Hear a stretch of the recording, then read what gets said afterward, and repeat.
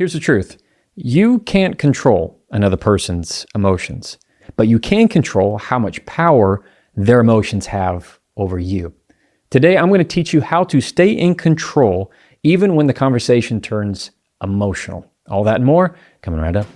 Welcome to the Jefferson Fisher Podcast, where I'm on a mission to make your next conversation the one that changes everything. If you enjoy learning tips to improve your communication, I'm going to ask you to find the button where it says subscribe or like or heart, wherever you're listening, and click it. And it's a promise. It's a promise by me to make sure that I continue to deliver good quality content. And if you listen to this episode and if you subscribe to this podcast, I will make you a better communicator. And that is my promise. Thank you so much for listening. This episode is sponsored by Cozy Earth. One thing I love about Cozy Earth are their bed sheets. It is still so hot at the end of summer here in Texas, and what I appreciate is that they have these bamboo sheets that are fantastic, and they're on our bed right now. And I am absolutely in love with them. In fact, all of my family is in love with them, and I've gifted them to many of my family members and friends, and they also love them. So if you are like me and you enjoy getting in a bed that's nice and cozy and comfortable, you are not going to go wrong with Cozy Earth's bed sheets, or really any of their towels or clothes or anything that they have. But I'm a big fan of the bed sheets as well. So you can go to cozyearth.com/Jefferson. Use the code Jefferson for 40% off. That's cozyearth.com/Jefferson. Use the code Jefferson for 40% off. You won't regret it. Now, I will be the first to admit, I have trouble sometimes in conversation when the other person gets emotional.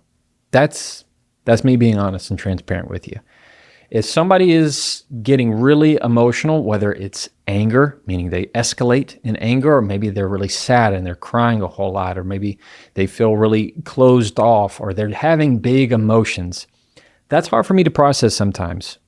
Throughout this episode, I want you to see the conversation between me and you, or you and another person, as you two in a circle, in a enclosed, confined space, but let's give it some room. Let's not be claustrophobic. Give yourself some space. That it's this preserved bubble that you're in, that is a circle. And whether or not, how much space do you have in this conversation for emotion? Like I said, sometimes I have a hard time with that. I tend to be somebody who can sometimes see emotions as a distraction to the point, or the goal, or the finish line of what I'm wanting to communicate. And sometimes that's good. As an attorney, that's how we're taught, right? I can have clients that are very emotional right in front of me, and it won't affect me at all.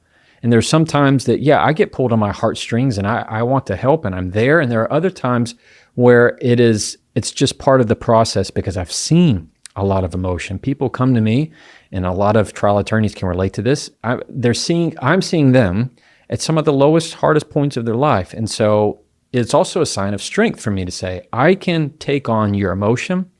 I can be here with you. And at the same time, I can still be empathetic without trying to make you feel worse or make it feel like you shouldn't feel this way. So there's some part of it where emotion is just part of the game. I might be deposing a witness, asking questions, and they start to cry. That's part of it. So sometimes I have to see through that emotion. That's professionally. And relationship side, that's just part of the life. That's part of the relationship, is to be vulnerable with those emotions of how you're feeling. And I'm definitely not going to talk to a witness when they're going through some time of emotion. I'm going to talk with my wife or my mom or my dad or my siblings or my kids. So it's understanding context, it's understanding environment. So let's call that the bubble in this. So admittedly, sometimes I have trouble with that. That's just me being honest. And there are other times where, despite me having difficulty sometimes, I can tell you how to control your own self in the conversation, even when they get emotional. And I don't do this, I'm not telling you this in some kind of hidden trick way, or there's some kind of Jedi mind trick. There's not. There's just very simple key things I want you to keep in mind when somebody else on the other side is starting to get emotional. So I want you to kind of nod your head right now. If that's you, you feel like when other people get emotional in the conversation, you don't know how to process that. Maybe you tense up, maybe you freeze, maybe you want to distance yourself from it. You're not really sure how to do it, and you feel awkward all of a sudden. I want to reassure you that's totally normal. All right. I can relate to that to some extent. So I want to help you through this in this episode. So here we go. You ready? Number one, what I want you to do when it comes to maintaining control when the other person gets emotional is to understand first, before you start even assessing the other person, understand your own physical cues. And I mean physical. So understand how in that moment, their emotions affect your physical. Meaning, do you find that your face scrunches up? Like I'm doing right now. Do you find that your body or your neck tenses up? Regardless of the emotion that they're showing. Let's not go into the details yet. Let's keep it surface and then we'll go deep. What happens when you perceive any kind of emotion? Because most of the time, whether it's happy or sad, we still have a physical reaction to it from whatever emotion that they're showing. So maybe you scoot away. Maybe your head looks away because you don't want to face it. Maybe you feel like maybe you clench your fists. I was thinking of the word. I forgot the word. You clench your fists in some extent. We all have a physical reaction, and your job right now is to think of yours. So just 5 seconds. What tends to be your first gut reaction when somebody on the other side of you gets emotional?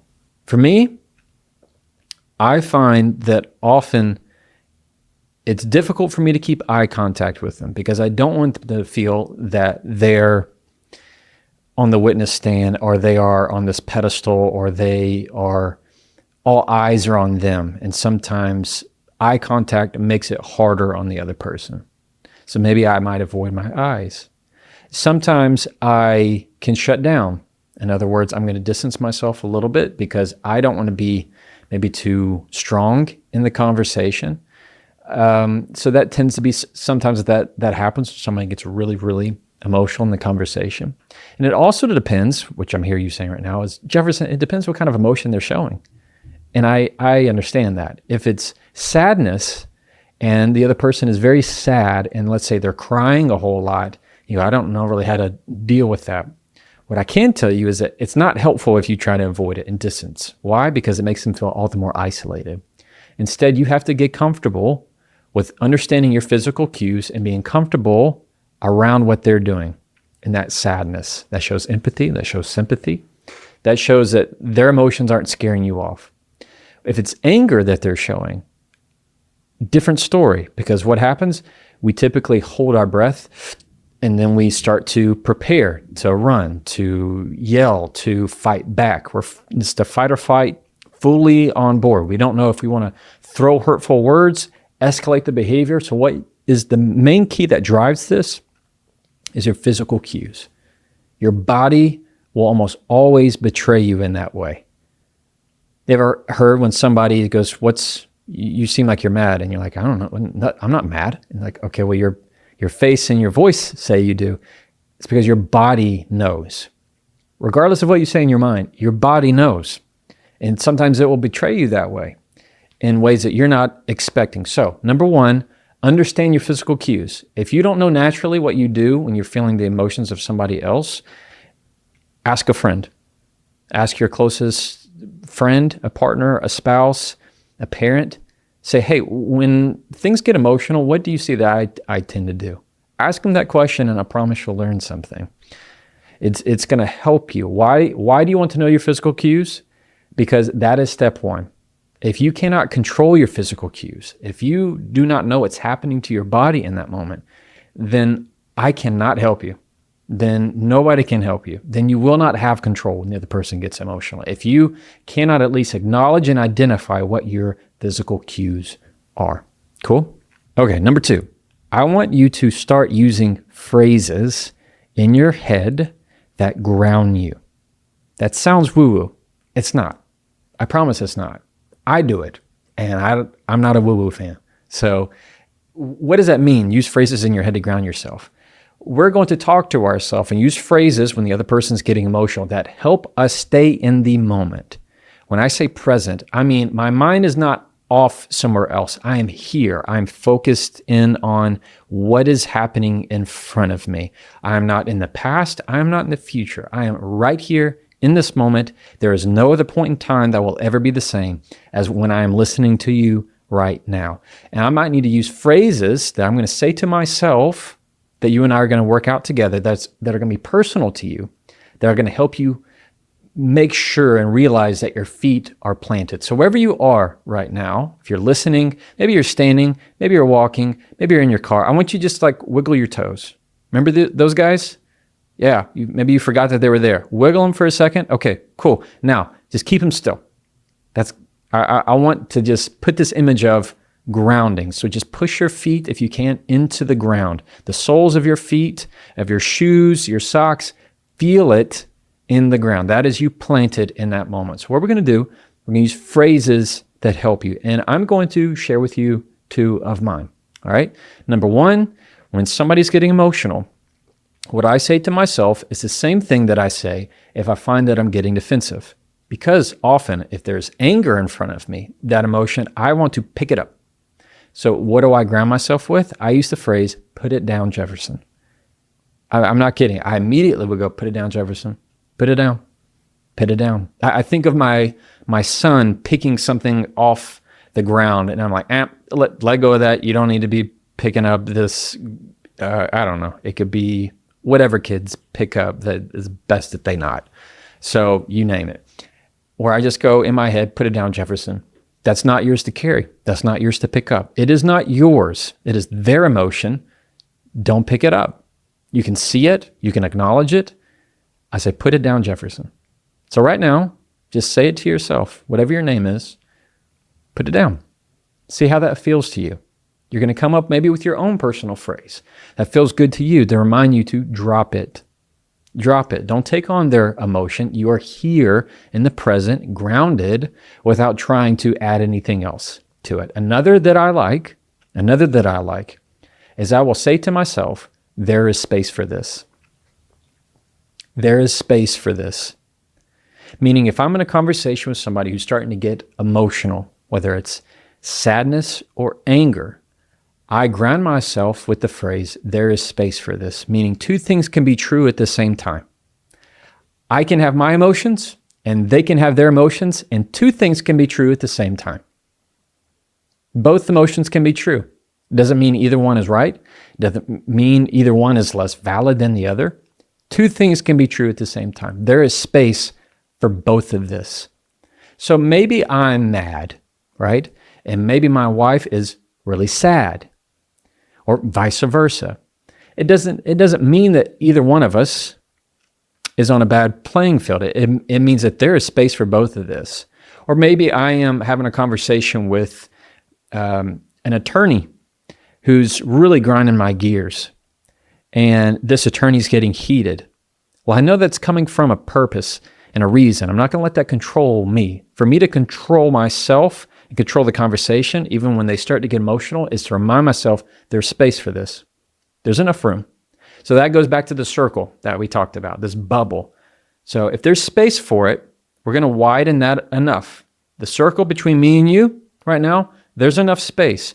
If there's not, then we have to widen our circle. That means if there's not enough space, it means that bubble doesn't include both of us. It only includes me.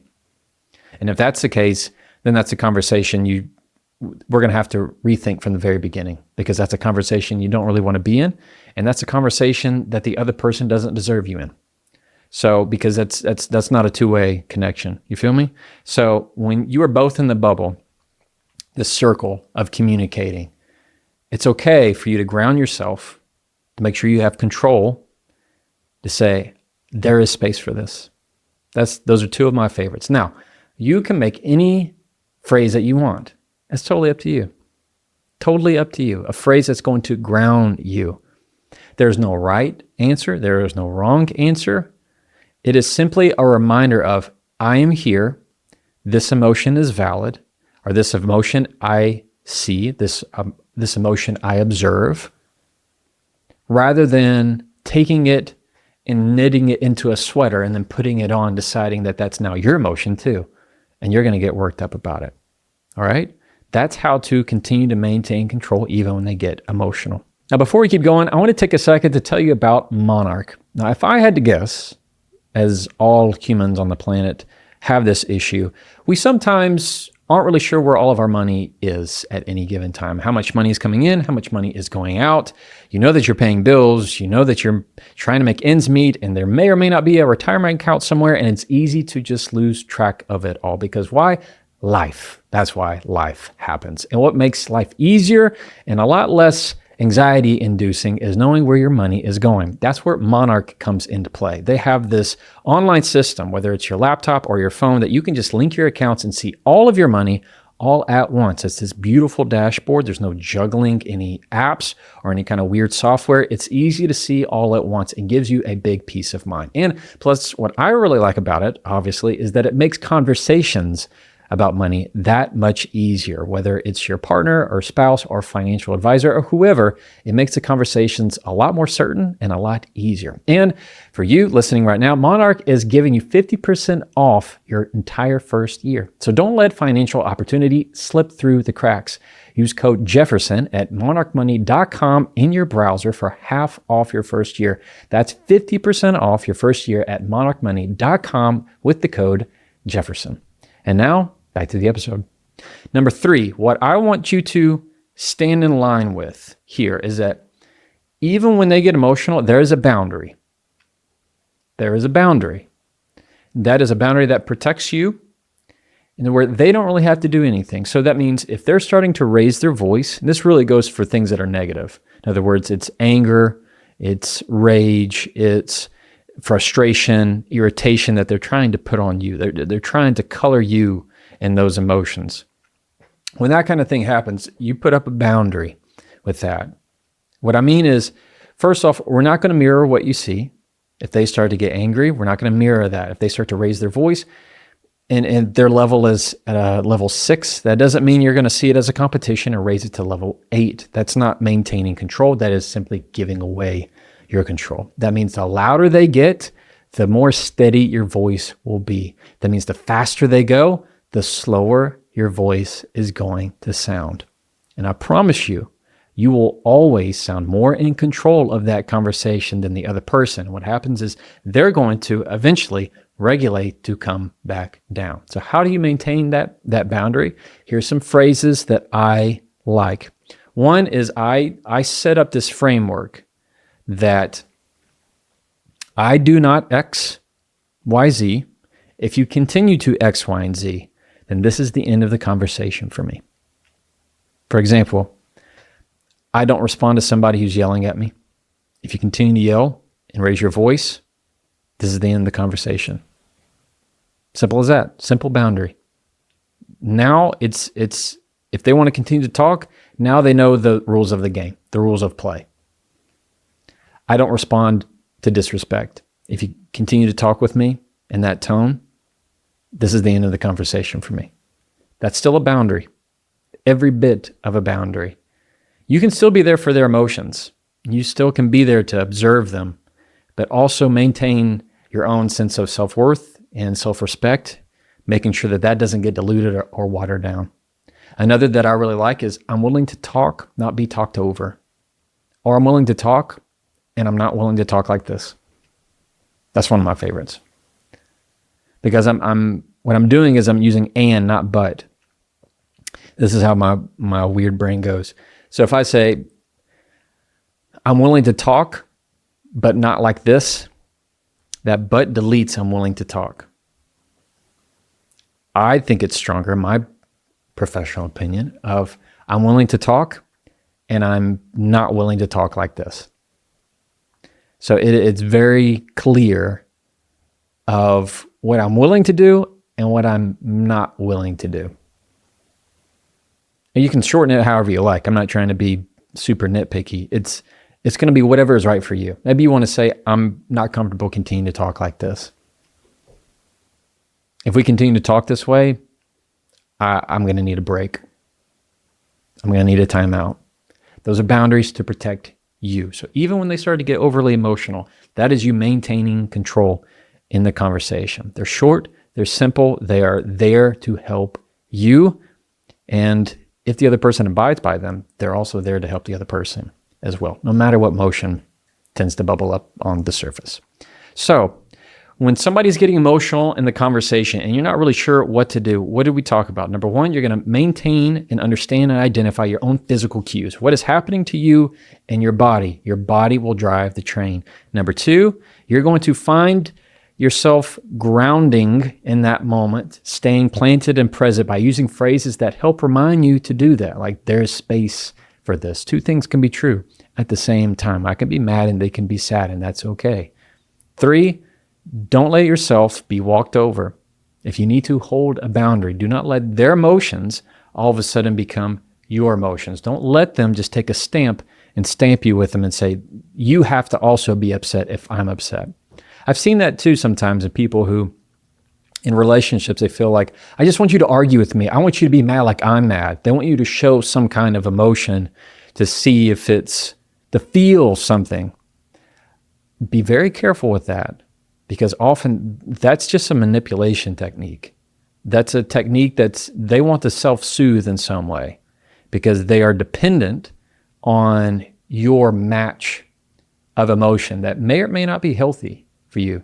I'm not saying that you have to be somebody who's closed off and you totally shut them out. That's not what I'm saying whatsoever. At the same time, I'm not saying that you have to be someone of just because they're mad, well, now you have to be mad. That's also just as unhealthy. So watch out for that. All right, go forth and go do good things. As always, you can try that and follow me.